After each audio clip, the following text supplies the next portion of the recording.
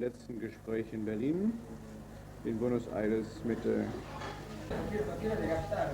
Quel est le changement ou le développement des signes de la base depuis le commencement de notre interview au mois de juin-juillet? Bueno, el cine de la base creció mucho después de julio, porque a partir de la experiencia práctica de la proyección del film, se comenzó a aglutinar alrededor del grupo a un montón de gente que tenía las mismas ideas y las mismas inquietudes. O sea que fue un poco el film, Los Traidores, que cohesionó y fortaleció este grupo. Ahora podemos hablar de que existen 4 grupos cine de la base en Buenos Aires, uno en La Plata, en Corrientes, Chaco,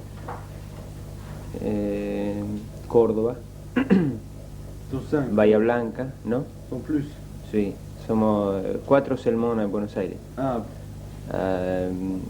Bahía Blanca,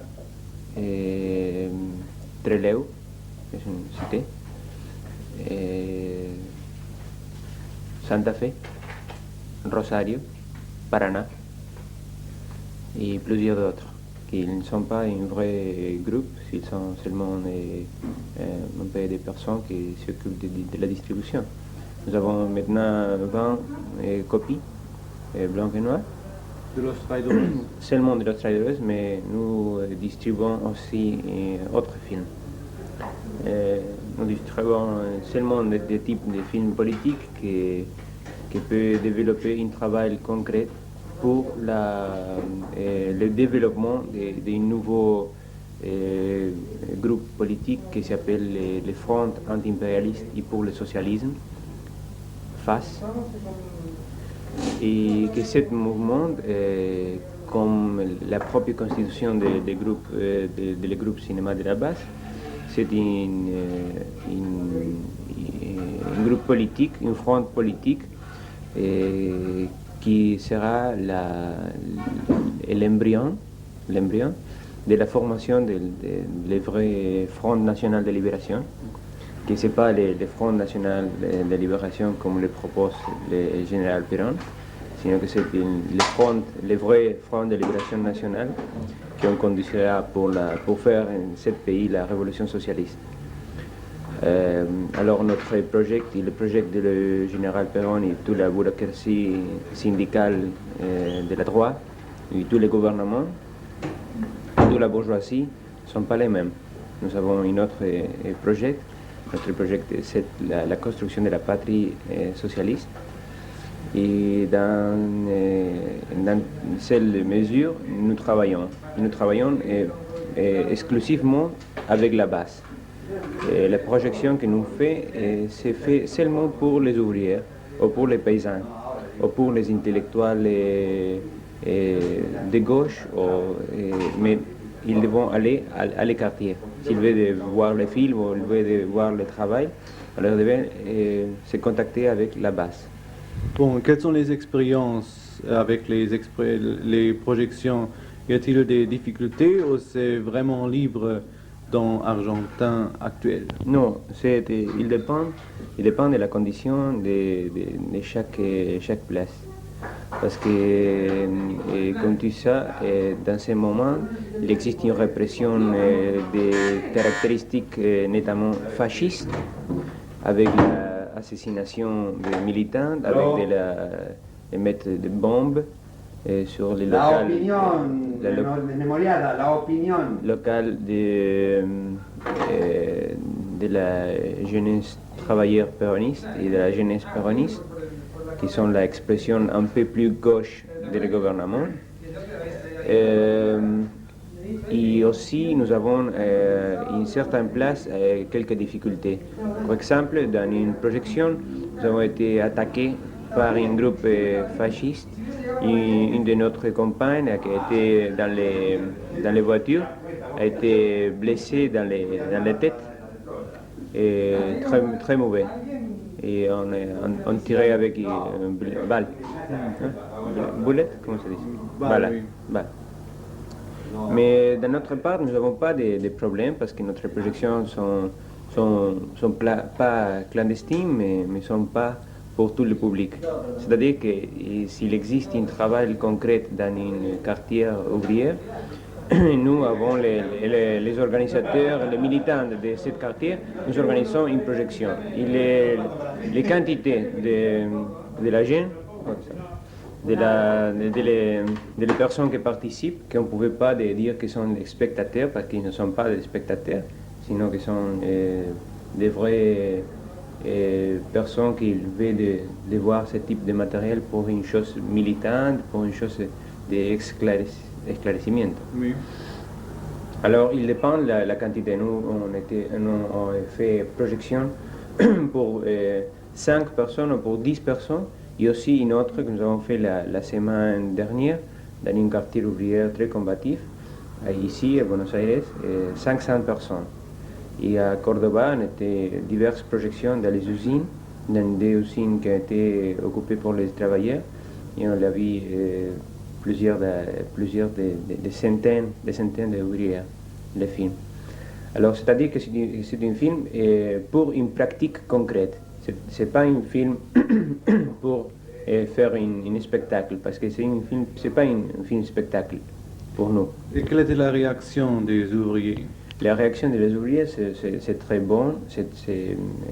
Pour nous, que nous sommes les personnes qui nous avons réalisé ce film, c'est une gratification voir comme la classe ouvrière reçoit ce film, que c'est pas un film, c'est un film difficile. Monsieur, dame. Venez. Dans ce moment, c'est un film difficile parce que ce film dénonce toute la corruption de la bureaucratie et de la droite péroniste. Et pour opposition, il est appuyé à la force de gauche, je dis de la gauche d'entre le péronisme et aussi afuera du péronisme. Oui. Alors, la discussion avec les ouvriers, que toujours il y a un débat, excepté quand il vient la police ou quelques problèmes que nous avons, mais toujours nous avons fait débat. Alors, il appuie la thèse de film, qui fondamentalement c'est que seulement la guerre populaire prolongée pouvait nous conduire à la patrie socialiste. Et que toutes ces dilations de la bourgeoisie et des problèmes entre les différents groupes de péronisme, c'est-à-dire dans la droite et la force de mi-gauche, qui sont la jeunesse péroniste et la jeunesse travailleuse péroniste et les autres. Et nous pensons que ces camarades, qui sont vrais camarades, ils sont vrais militants, ils devront réfléchir sur la situation dans laquelle entré les chefs de les bandits, c'est-à-dire le général Perón, et commencer une autre ligne politique pour s'adresser plus à la nécessité de la base. La nécessité de la base, ici, ou dans tout le monde, c'est la construction de la patrie socialiste. Pourrait-on dire qu'aujourd'hui, il y a pour montrer le film une situation comparable de la clandestinité comme avec quelques années avant, avec la Hora de los Hornos? La même chose, c'est-à-dire que la situation de répression, il n'y a changé pas. A changé seulement les conditions, la couverture. Hein? L'idéologie. Je ne pense pas, parce que c'est la même idéologie. Parce que dans ce moment, c'est presque impossible aussi de projeter films comme Opération Massacre ou même La Hora de los Hornos. Mais il était au cinéma, Opération Massacre. Oui, seulement dans le cinéma, dans un cinéma de le centre de la cité et dans notre cité de pays. Mais je dis qu'une projection comme nous fait, comme un acte politique dans les bases, c'est pas possible de faire aussi, c'est la même chose pour los traidores que pour La Hora de los Hornos. Parce que non seulement parce que La Hora de los Hornos c'est péroniste ou los traidores c'est pas péroniste, c'est pas ça. Le problème c'est que la répression policiale ou de la bande fasciste ne voulait pas que les gens se mobilisent pour voir ce type de film. Alors les choses sont qu'il existe les mêmes types de répression aussi, comme tu sais bien, il existe maintenant les commissaires Margaride et Villar, qui ont été les répresseurs de l'époque de Lanuse, c'est-à-dire les présidents Lanuse. Et c'est les mêmes types, les mêmes gens, les mêmes polices, les mêmes militaires. Alors on se demande qu'est-ce qu'il a changé. Il n'a changé rien. Il n'a changé rien, seulement la situation c'est très compliquée, c'est plus compliqué maintenant parce qu'il existe de le gouvernement un groupe de droits qui, avec la même idéologie et avec les mêmes intérêts politiques que la dictature militaire, c'est-à-dire il répond totalement à los intérêts de l'impérialisme, même s'il dit que non, mais les actes, les facts, non? L'actuation de ce gouvernement démontre qu'ils sont pour installer ici, pour perpétuer ici la domination capitaliste, c'est-à-dire la domination aussi impérialiste. Alors, tu vois que la situation c'est compliquée aussi pour la hora de los hornos comme pour los traidores, parce que tout le monde, toute la force qui veut la patria socialiste, ils sont de la même forme répressive. Quels sont les autres films en distribution de Cine de la Base? Bueno, distribuimos informes y testimonios sobre la tortura. Un film que realizó el Grupo Cine de la Base, puede decir, el Grupo Cine de la Base ya realizó varias películas, aparte de Los Traidores. Una película que realizó el Grupo Cine de la Base es Ni Olvido ni Perdón, que es una película acerca de la masacre de Trelew, donde fueron asesinados 16 guerrilleros en una base naval durante la época de la dictadura, los últimos. ¿Es un largometraje? No, es un mediometraje. ¿De cuántos minutos? De 30 minutos. Que eso sería interesante para que lo pases en Mannheim. Sí. Yo me olvidé de decirte eso. O en Oberhausen. O en Oberhausen, sí. Después pasamos a otra película que es el cuarto congreso del FAS, o sea, del Frente Antiimperialista y por el Socialismo, que tuvo una evolución así muy grande en el último tiempo. Y aunque no se ha constituido todavía como una organización de masas, como tendría que ser, pero como embrión de la formación de un frente es muy importante. Y distribuimos otro tipo de películas, también se distribuye en México La Revolución Congelada y Operación Masacre, en la versión original, sin cortes. ¿Qué partes de esta película son cortados? ¿De Operación Masacre? Sí. Y toda la referencia a la construcción de la patria socialista, todo lo que Cedrón hacía referencia contra los militares y contra el poder de la burguesía, eso fue cortado en la censura de común acuerdo entre Getino y Cedrón, para no romper el espacio político que ellos querían ganar en ese momento. Pero evidentemente fue ridículo porque el espacio político nunca lo pudieron ganar. Yeah. Así que de todos modos no sirvió para nada. Sí sirvió para que se proyecten los cines, que eso de pronto fue importante, pero quitándole partes muy importantes del film, donde se expresa toda la ideología del film. Así que es una película que está realmente cortada ideológicamente, aunque Getino y Cedrón digan lo contrario. Notre groupe, c'est pas seulement un groupe exclusivement cinématographique, parce que dans notre travail, on fait aussi photonouvelles, tu sais que ça? Oui. Ce sont des petites choses qui se publient. Oui. Publiées, comment ça s'appelle? Sí. Fotonovelas. Fotonovelas, sí. Sí. Fotonovelas o historietas, son cartoons. Sí. Sur la diverses réalités, et c'est notre groupe qui a été maintenant à faire ce type de choses. Aussi, on fait audiovisuel, c'est-à-dire combinaison de slides et son, parce qu'il dépend de certains parcs, il n'y a pas possibilité d'apporter un projecteur. Alors, par exemple, il existe les Indiens, dans les Indiens, c'est très drôle parce qu'on projetait les films pour les Indiens par de notre groupe de le Nord, notre groupe dans le Nord, la sectionnelle de Nord de notre groupe. un projet de téléfilm pour les Indiens et quand personne ne comprend bien l'espagnol, ils l'ont traduit directement à la langue mataco, mataqué. C'est très intéressant de traduire, de voir cette chose parce que les chefs de la tribu, c'est pas une tribu, non? Ils sont civilisés, mais ils habitent tout en une communauté.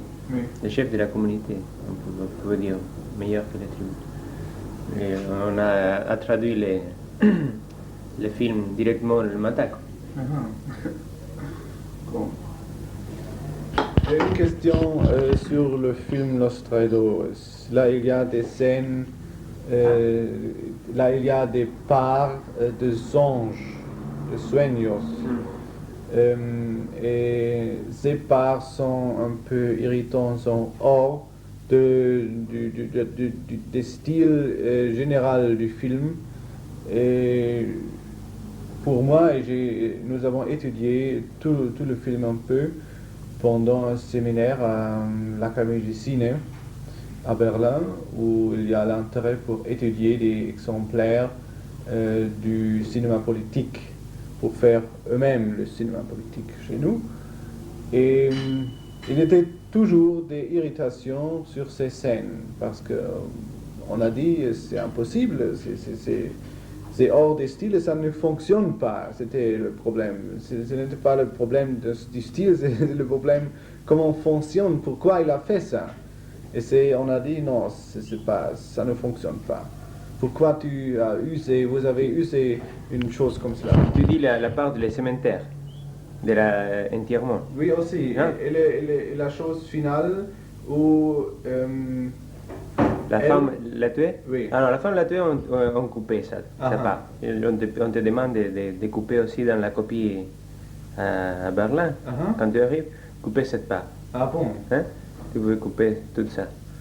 Dans le moment qu'il se réveille, il s'adresse pour la voir, et elle n'était là. Oui. Alors cette part, tu devais couper là, Oui. couper jusqu'à la part du café, ou les autres... oui, le lugarteniente, Oui. su amigo, il a été esperando. Oui. Ah bon? Desde allí hasta ahí, cortalo. Eso, ça n'existe pas. C'est-à-dire que ça, ils ne vont pas te parler parce qu'il n'existe pas. Ça n'existe pas, même à Pesaro. On était coupé immédiatement après de Berlin. Après de Berlin, on coupait cette part. C'est-à-dire que cette part, pour nous, n'existe pas. Bon. Seulement c'est Berlin qu'il y a une copie comme ça. Bon. Alors, de la part de l'enterrement, aussi...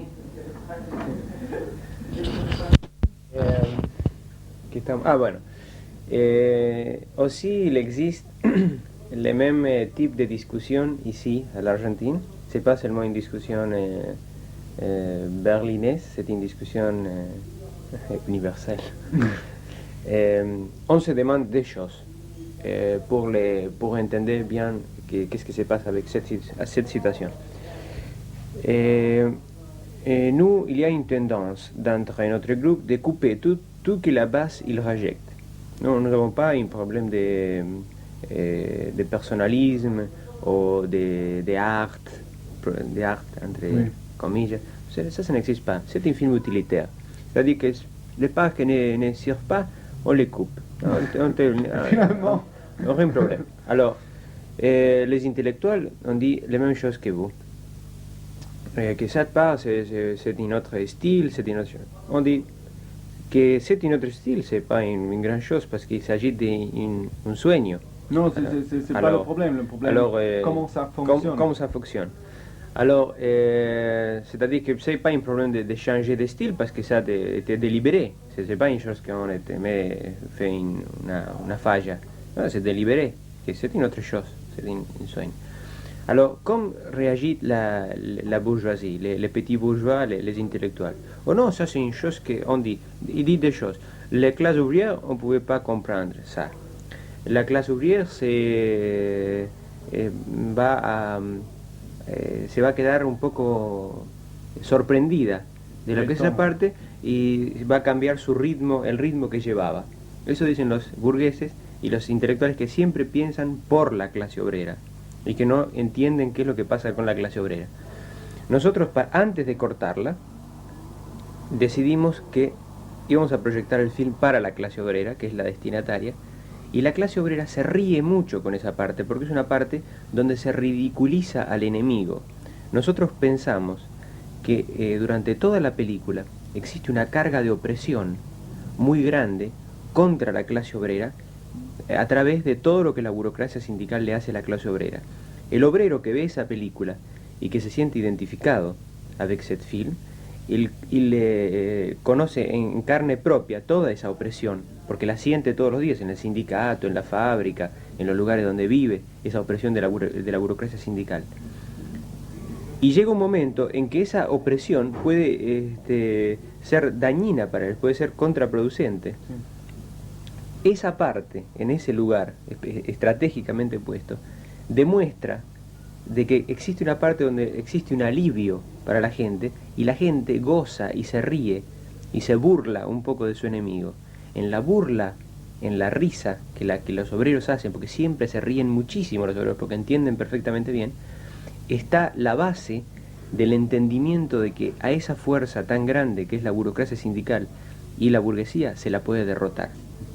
Es decir, es infundirle a los obreros a través de su propia risa la confianza en su propia fuerza para derrotar al enemigo. ¿Se entiende? Sí. ¿Entendiste bien? Sí, sí, sí. ¿Clarito? Clarito.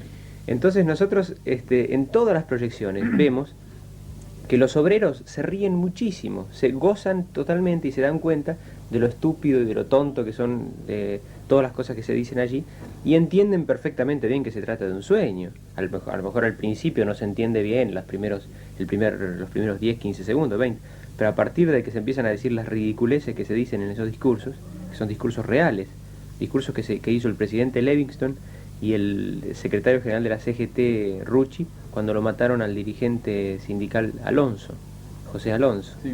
O sea que esos son discursos reales que existieron en la realidad. Entonces, por eso es que nosotros no hemos cortado todavía el film.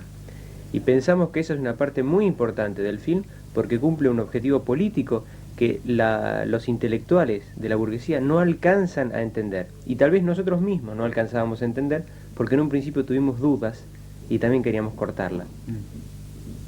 Bueno. Pero luego, vinculado a la experiencia cotidiana de la clase obrera, nos dimos cuenta que esa parte va a quedar ahí para toda la vida.